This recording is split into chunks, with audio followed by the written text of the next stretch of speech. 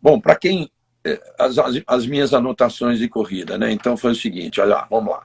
Russell largou de macio, na volta 16 trocou para médio, na volta 39 para médio de novo. O Verstappen largou de macio, na volta 16, igualzinho o Russell, trocou para médio, na volta 38, uma antes do Russell, trocou para médio de novo. É. O Leclerc largou de médio, já era uma estratégia diferente. Na 21, ele trocou para médio, ou seja, já obrigou a mais uma parada, se bem que todo mundo ia fazer mesmo.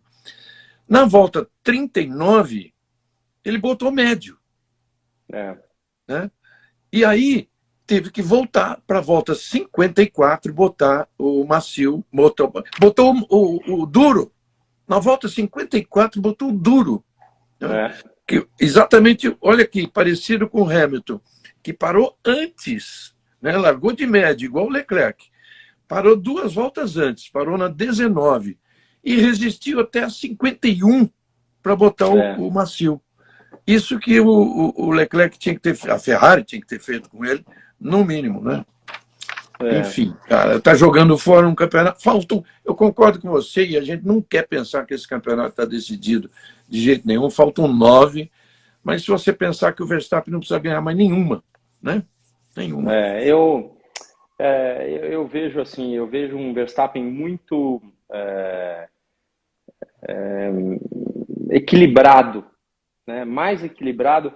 Assim, quando você ganha um campeonato e você continua ganhando, você continua fazendo as coisas funcionarem, a pessoa se equilibra. Então, não tenha dúvida, no sábado você ouve o áudio dele, fala, nada funciona, tal.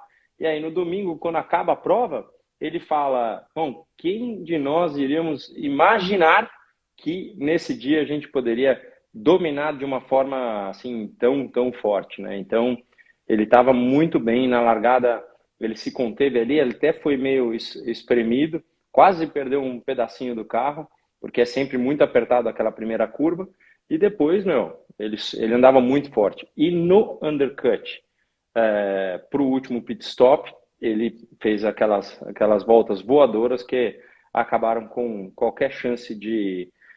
lógico que se o Leclerc naquele momento estivesse com o pneu médio, que ele não poderia, tá? Mas ele teria que ter largado com outros pneus, ele teria que ter feito uma combinação diferente. Seria muito mais difícil para o Verstappen, muito mais difícil.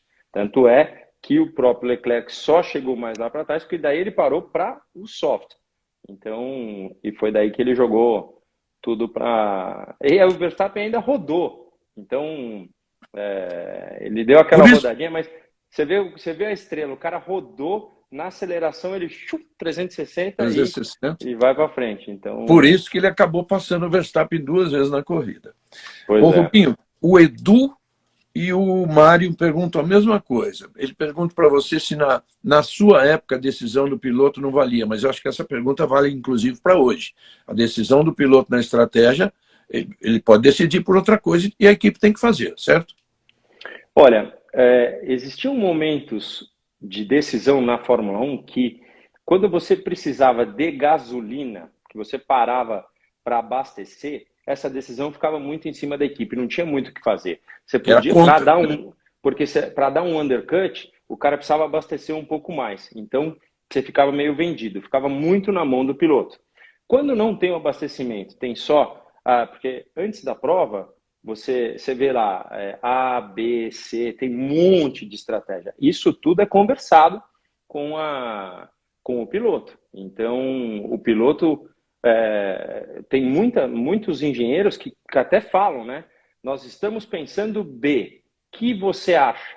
Né? Então, aí é uma outra série de coisas que acontecem. Mas eu diria para você que o piloto tem sim que ter uma influência, mas no final é uma decisão que a equipe tem mais visão do campo, né?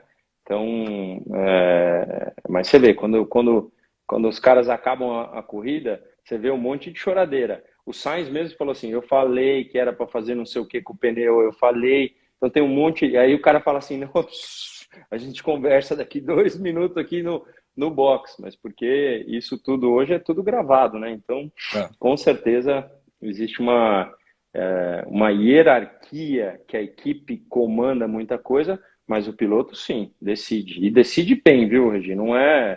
Claro. O cara tem que falar, por exemplo, olha, se ele tentar o undercut, a gente fica na pista. Se você for entrar, ele não entrar... Tanto é que eu acho que teve uma dummy lá. O dummy, o que é? Tentar enganar. Houve uma chamada de rádio da Ferrari, vem para o box, e quem entrou foi o Russell.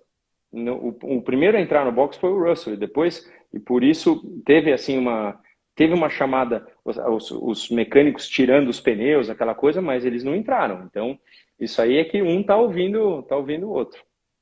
Ó, deixa eu corrigir aqui, o Cristiano, o Hyperjet, várias pessoas me corrigiram, claro, estão certas elas, não que eu tenha anotado errado, que na hora de falar aqui eu falei errado. O Leclerc largou de médio, trocou para médio, trocou para duro e trocou para soft, né? Então, de fato, ele terminou com o macio, mas essa troca do duro no meio da corrida que atrapalhou ele. Tá? Desculpe aí, pessoal. É isso aí.